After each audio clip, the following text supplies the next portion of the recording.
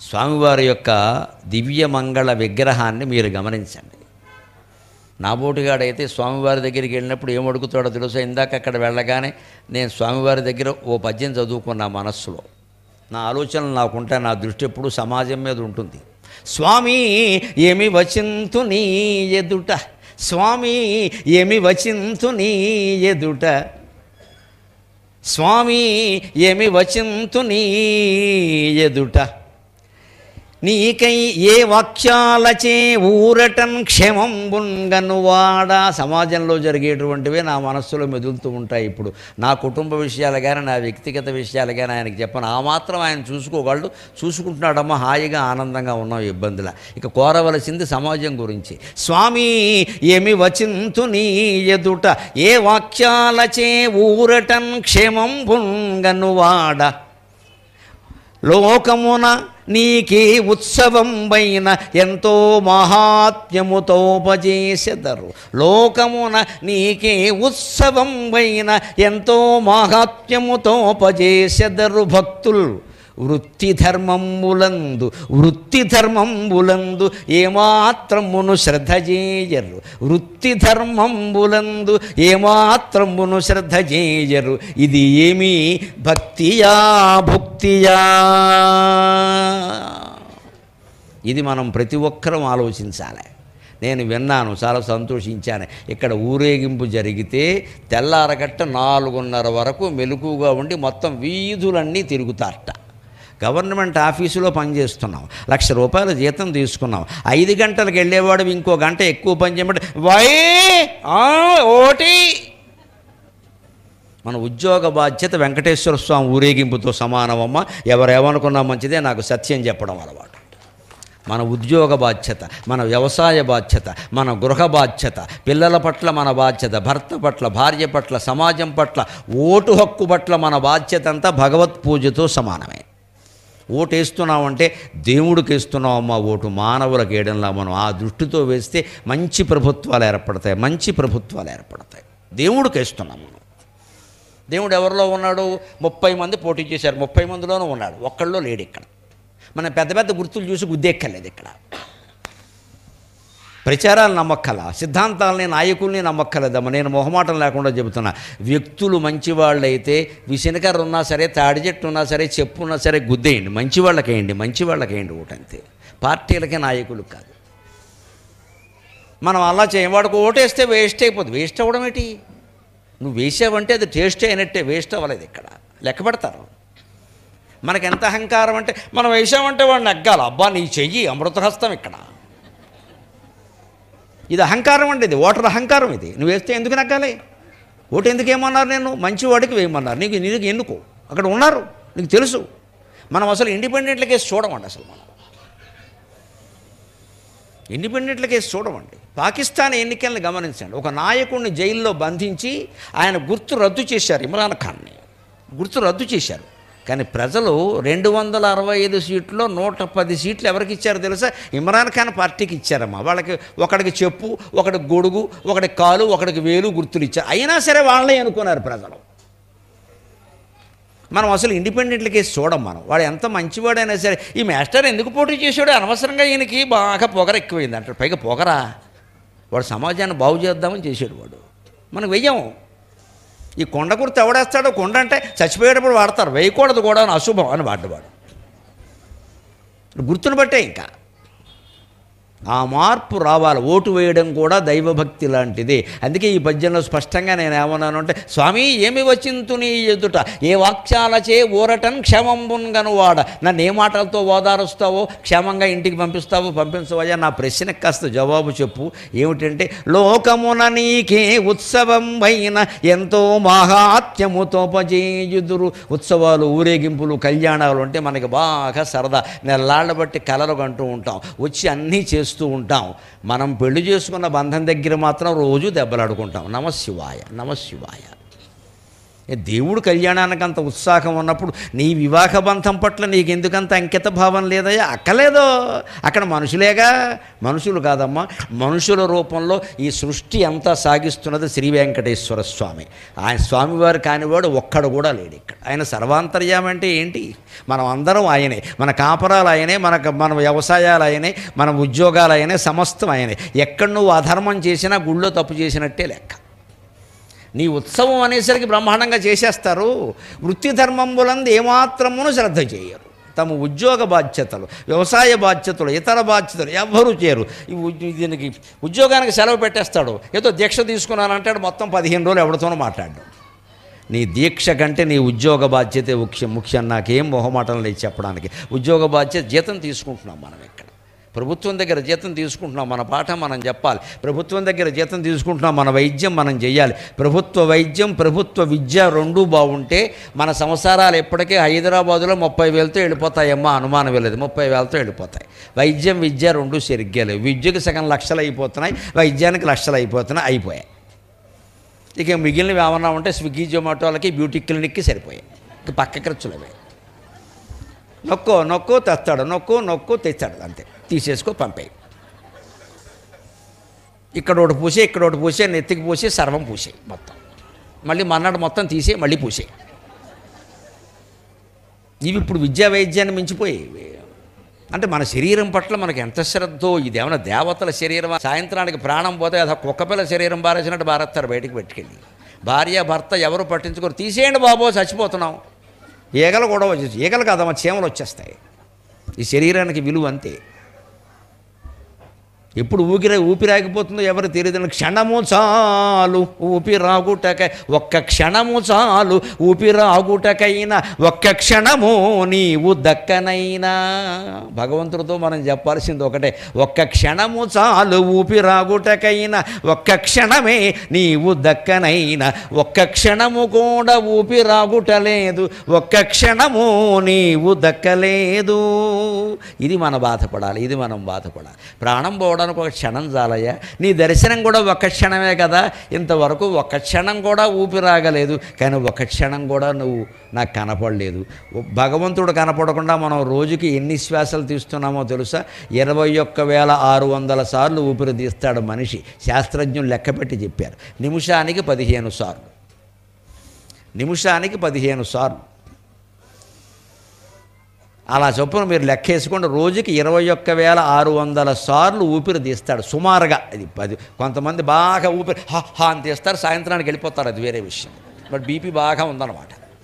ఆవేశపడ్డామనుకో 10 ఊపిరులు ఎక్కువైపోతాయి. So ప్రశాంతంగా ఉన్నామనుకో ఒక 10 ఊపిరులు అయ్యే చోట ఒక ఊపిరి అవుతుంది. దాన్నే ప్రాణాయామం అంటారు. ప్రాణాయామం. ప్రాణాన్ని వెడల్పు చెయ్యాలి, నెమ్మదిగా ఊపిరి తేలి. ఎందుకని కోతి పీల్చి అని పీల్చకూడదు. కోతి నిమిషానికి 32 సార్లు ఊపిరి పీలుస్తుంది, అందుకే దాన్ని బుద్ధి చెంచాలి. మనిషి 15 సార్లు ఊపిరి పీలుస్తాడు. ఆ 15ను 5కి తగ్గించగలిగితే జీవితంలో తప్పు చేయడండి మనిషి. ఖచ్చితంగా జీవితంలో తప్పు చేయడు. ప్రాణం మీదే మన మనస్సు ఆధారపడింది, శరీరం మీద కాదు, ప్రాణం మీద మనస్సు ఆధారపడింది. ఆ ప్రాణవాయువును కనుక ప్రాణాయామం ద్వారా నియంత్రిస్తే ఆలోచన బాగా నెమ్మదిగా సాగుతుంది, వసంత ఋతువులో పిల్లగాలిలాగా. అప్పుడు ఖచ్చితంగా మంచి ఏమిటో చెడ్డ ఏమిటో నీకు తెలిసిపోతుంది. చెడ్డ చేయమన్నా చెయ్యవు నువ్వు, ఇంకా అటువంటి చెయ్యాలి. అలాగా స్వామివారికి మన వృత్తి బాధ్యతలన్నీ స్వామివారి కళ్యాణంతో సమానమే అని చేస్తే స్వామివారి కళ్యాణం కాదమ్మా, సమాజ కళ్యాణం కూడా సాధ్యమవుతుంది. సమాజ కళ్యాణం కూడా సాధ్యమవుతుంది. ఇంకొక మాట మీరు గమనించండి. ఇతర దేవతలకి వెంకటేశ్వర స్వామికి తేడా. ఇతర దేవతలు కూర్చుని ఉంటారు, నిలబడి ఉంటారు, పడుకుని ఉంటారు. క్షీరాబ్ధి శయన స్వామి పడుకుని ఉంటాడు. శివుడు కూర్చున్నాడో నుంచున్నాడో తెలియదు, ఎప్పుడూ లింగాకారంలోనే ఉంటాడు. ఆయన కూర్చున్నాడా నుంచున్నాడా అంటే ఏమోరా నాకే తెలియదు, నీకేం చెప్పనంటాడు. అమ్మవారు ఉంటుంది శుభ్రంగా, ఇలా కాలిమి కాలేసి శ్రీమాత శ్రీ మహారాజ్ఞి శ్రీమత్సింహాసనేశ్వరి చిదగ్నికుండ సంభూత దేవకార్య సముద్యత అని ఉంటుంది.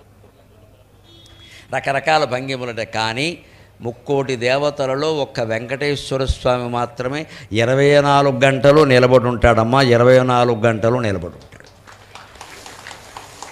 మరే దైవ స్వరూపాన్ని మీరు అలా చూడండి. తిరుపతికి పక్కన ఒక ఊరుంది, అక్కడ మాత్రమే కూర్చున్న వెంకటేశ్వర స్వామి ఉంటాడు. అది ప్రత్యేకమైన క్షేత్రం. అక్కడ ఒక్కచోటే తిరుపతి పక్కన ఉంది అది. అక్కడ కూర్చున్న వెంకటేశ్వర స్వామి ఉంటాడు. ఆ క్షేత్రం ప్రత్యేకత ఏమిటంటే దేవుడు కూర్చుని ఉంటాడని చెబుతారు. మీకు ఎక్కడ మీరు వెంకటేశ్వర స్వామిని చూడండి, అలా నుంచునే ఉంటాడు. ఎందుకు నుంచుంటాడండి? కారణం ఊహించాలి మనం. లేవో కూర్చున్న రత్నపీఠ శతముల్ శ్రీ వెంకటేశ ప్రభు. ఇక్కడ ఇష్టదైవం కవి అంటున్నాడు స్వామి, నిజంగా నువ్వు కూర్చోవాలంటే నీకు పీటలు లేవా, కుర్చీలు లేవా?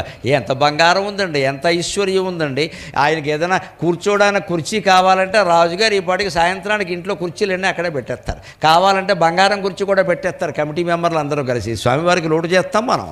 తిరుపతిలో ఏమైనా లోటు ఉంటుందా? మరి ఎందుకు ఉంటున్నాడు అలాగా? లేవో కూర్చొన్న రత్నపీఠ శతముల్ శ్రీ వెంకటేశ ప్రభు. లేవో కూర్చొన్న రత్నపీఠ శతముల్ శ్రీ వెంకటేశ ప్రభు.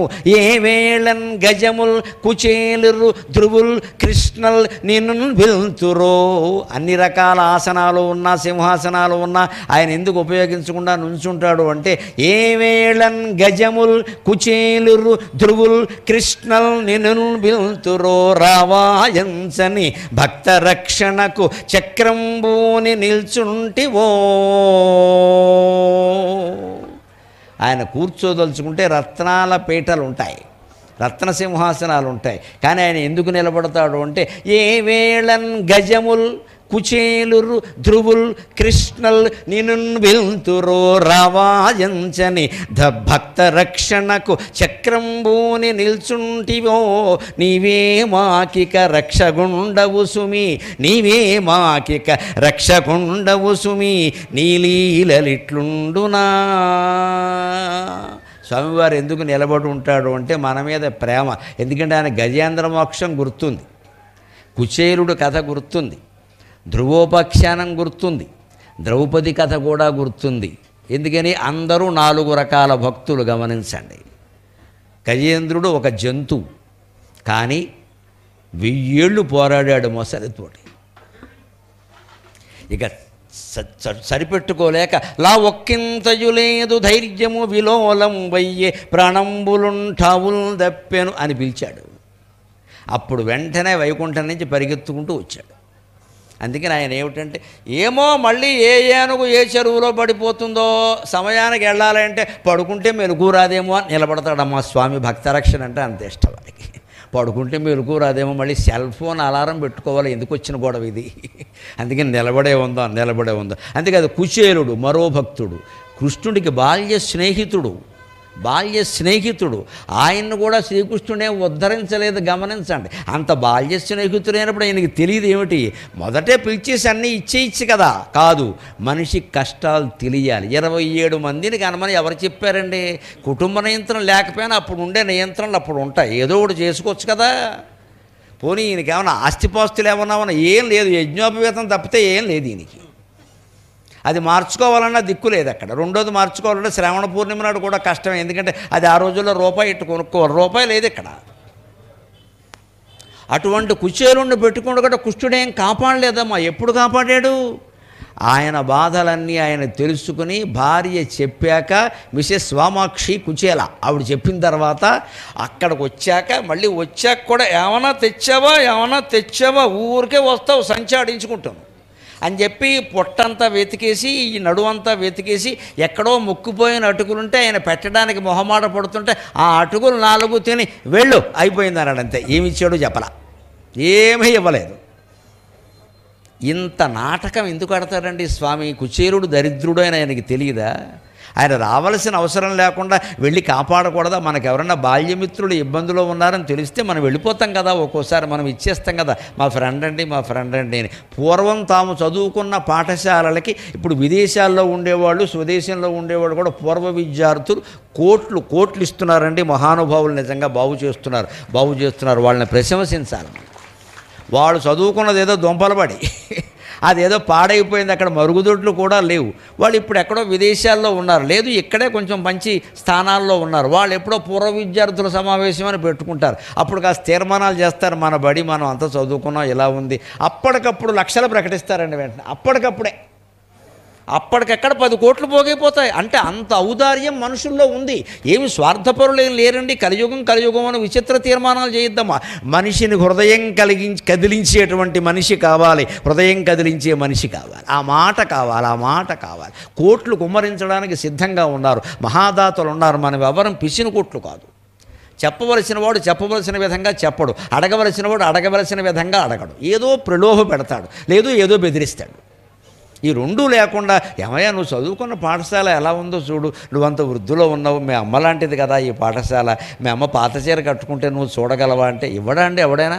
ఉన్నంతలో 90% ఇచ్చేస్తాడు. అది మానవత్వం ఉండడం అంటే. కుచేలుడికి అలా ఇచ్చేయచ్చు కదా, కానీ ఈయనకి తెలియాలి కదా బాధ్యత. 27 మందిని కండమేటి, ఇంతమందిని పెట్టుకుని ఈయనే కనలేదే. ఒక్క మనిషికి 27 మంది ఎక్కడా లేరు. కృష్ణుడు లెక్క ప్రకారం ఏం చేశారంటే 8 భార్యలకి 8 into 10 సమానంగా ఇచ్చారు. మళ్ళీ ఎవరు గొడవ పెట్టుకున్నారు. 80 మంది. మళ్ళీ ఎవరు వచ్చి ఆవిడకి ఎక్కువ లేదు, అందరూ 10 8 into 10 చూసుకో, ఆధార్ కార్డు లెక్కేసుకోండి అంతే. ఒక్క రుక్మిణీదేవికి మాత్రం ఒక్క కుమార్తెను అదనంగా ఇచ్చాడు. పెద్ద భార్య బాగుండదని కొంచెం బోనస్ ఇచ్చాడు అంతే. మిగిలినంతా లెక్క సమానం. మళ్ళీ ఎవరు దెబ్బలాడడానికి వీల్లేదు, నాకేం పక్షపాతం లేదు, ఆల్ 10 అనడంతే, టాప్ 10 అనడంతే. మరి ఆయన చేయొచ్చు కదా. ఈయన 10తో ఆగాడు, ఆయన 27కి వెళ్ళిపోయాడని. అసలు అంటే ఆయన ఏ ఇంగ్లీష్ మీడియం స్కూల్లో పెడితే ఓ సెక్షన్ ఆయన ఇంట్లోనే ఉన్నారు, మళ్ళీ 2వ సెక్షన్ ఎందుకు? కుచేలుడు బడి, కుచేలా ఇంగ్లీష్ మీడియం పబ్లిక్ స్కూల్ అని పెడితే ఓ సెక్షన్ ఆయనకే ఉన్నారు 27. ఇంకా పాపం ఆపాడు ఈయన కదా, ఇంకా ఆపితే తెలుగు మీడియం కూడా 27 వస్తారు. మరి ఇంత చేయించండి ఇలాగా సంసారాన్ని పాడు చేసుకుని. ఆయనకు తెలియాలి, అందుకని రప్పించాడు, చూశాడు, ఏదో ఒకటి తీసుకుని ఇచ్చాడు. ఎందుకో తెలుసా? లక్ష్మీదేవి అడుగుతుంది, తీసుకుని తింటూ ఉంటే ఎక్కువ తినకండి. ఎందుకంటే ఆవిడ బాధ, భార్య కదా, అవి మొక్కుపోయిన అటుకులు తినేస్తున్నాడు. ఇక్కడ సాయంత్రం మళ్ళీ కడుపు పట్టుకుంటాడు, వాము ఉప్పు వెయ్యాలి మళ్ళీ ఈ మనిషికి అని. తినకండి అంటే అక్కడ ఆపేసాడు ఆయన. ఎందుకని భగవంతుడు ఒక గుప్పెడు అటుకులు తిన్నాడు అంటే ఆయనకి ఆ గుప్పెట్లో ఎన్ని వేళ్ళు ఉన్నాయో అన్ని కోట్ల రూపాయలు ఇవ్వాలమ్మా, అలా వచ్చేస్తాయి ఖచ్చితంగా. పాపం కుచేలుడికి ఏం తెలియదు. ఆయన కాపాడిన విధానం ఏంటంటే చాలా విచిత్రంగా.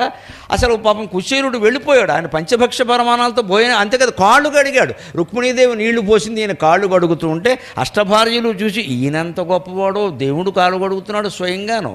మనం ఈయన కాళ్ళు కడగడానికే మొహమాట పడిపోతున్నాం. భార్యల వైండి కూడా వై ఉయ్యి అంటూనే ఇక్కడ ఈయన ఏకంగా కుచేలుడు కాళ్ళు గడిగేశాడు. ఈ బ్రాహ్మడు అంత గొప్పవాడా అని ఆశ్చర్యపోయేలా చేశాడు. కానీ రూపాయి ఇవ్వాల, కనీసం బస్సు ఛార్జీ కూడా ఇవ్వాల. తెలంగాణలో ఉంటే కుచేలుడు బస్సు ఎక్కిన డబ్బులు కట్టాలి, ఆడవాళ్ళు అయితే బస్సు ఫ్రీ. ఒక్క రూపాయి ఇవ్వలేదండి. అందుకే కుచేలుడు ఎంత సంతృప్తి ఉన్న చోట సంపద ఉందని చెబుతున్నాం కదమ్మా. దాంతోనే ముగిస్తాను నేను 5 నిమిషాల్లో సరిగ్గా. సంతృప్తి ఉంటే సంపద. కుచేలుడు వెడుతూ ఏమనుకున్నాడో తెలుసా? పాజిటివ్ థింకింగ్ అనుకూలంగా ఆలోచించాడు. శ్రీనిధి నన్ను శ్రీ విలాసముల పచరించియు ఏమియునియ్యడయ్యి, నన్ను ఎంతో గౌరవించాడు, కాళ్ళు గడిగాడు, అన్నం పెట్టాడు, 1 రూపాయి ఇవ్వలేదేమిటి అని ఆయన ఏమనుకున్నాడంటే, బహుశా ఇంతవరకు నేను పేదవాడిని కదా, నాకు ఒక్కసారిగా సంపదలు ఇస్తే నడమంత్రపు సిరి వచ్చి గర్వం పెరిగిపోతుంది, అందుకే భగవంతుడు నాకు సంపదలు ఇవ్వలేదు అనుకున్నాడమ్మా. అంతేగాని ఏమిటో పెద్దవాళ్ళు అందరూ ఇలాగే ఉంటారు. కృష్ణుడు అంటే చిన్నప్పుడు కిట్టిగాడు కాదు, కృష్ణుడు వేరే, ఏమిస్తాడో అని ఇలా అనుకోలేదండి, అపార్థం చేసుకోవాలా. నాకు ఇస్తే ఇప్పుడు నేను పేదవాడిని కదా, నడమంత్రపు సిరే కదా, మరి దీన్ని నడమంత్రపు సిరే అంటారు. ఇక్కడ నడమంత్రపు సిరి అంటే ఏముంటాయి? 3 లక్షణాలు వచ్చేస్తే వెంటనే. ప్రామాణ్య బుద్ధి స్తోత్రేషు కీటబుద్ధిర్మనుష్యేషు దేవతాబుద్ధిరాత్మని నూతనాయాశ్రయ ఫలం. నీలకంఠ దీక్షితుడు గారు చెబుతాడు ఖచ్చితంగా. అర్ధాంతరంగా సిరిపడుతుంది ఒక్కొక్క వ్యాపారం వల్ల, దేనివల్ల ఒకసారి లక్షలు కోట్లు వచ్చేస్తే వాడు బుద్ధి ఏమైపోతుందంటే ప్రామాణ్య బుద్ధి స్తోత్రేషు. వాడి దగ్గర డబ్బు ఉంది కదా అని పొద్దున్నే వచ్చి అందరూ పొగుడుతూ ఉంటారు. వాడు అనుకుంటాట ఆ పొగడ్తలన్నీ నిజం అనుకుంటాడు అమాయకుడు. డబ్బు బాగా పెరిగింది అందుకని వాళ్ళు పొగుడుతుంటే డబ్బు కోసం పొగుడుతున్నారు అనుకోడు. మరి మనం అలా ఉండబట్టే వాళ్ళు పొగుడుతున్నారు, రోజు వచ్చి అలాగ అనుకుంటాడు. అదో అమాయకత్వం. అంతేకాదు దేవతా బుద్ధిరాత్మని, తన్ని తానే వాడు దేవతగా భావించుకుంటాడు. ఇంక గుళ్ళోకి వెళ్ళడం కూడా మానేస్తాడు. ఇంకా నా దగ్గరికి ఎంతమంది వస్తున్నారు, నేను ఎందుకు వెళ్ళాలి? ఇంకోటి కూడా వస్తున్నారు. కీటబుద్ధిర్ మనుష్యేషు, మేనమామలు, తోడళ్ళు, మేనల్లుళ్ళు, తమ్ముళ్ళు, అక్కయ్యలు అందరూ పురుగుల్లా కనపడతారు వాడికి.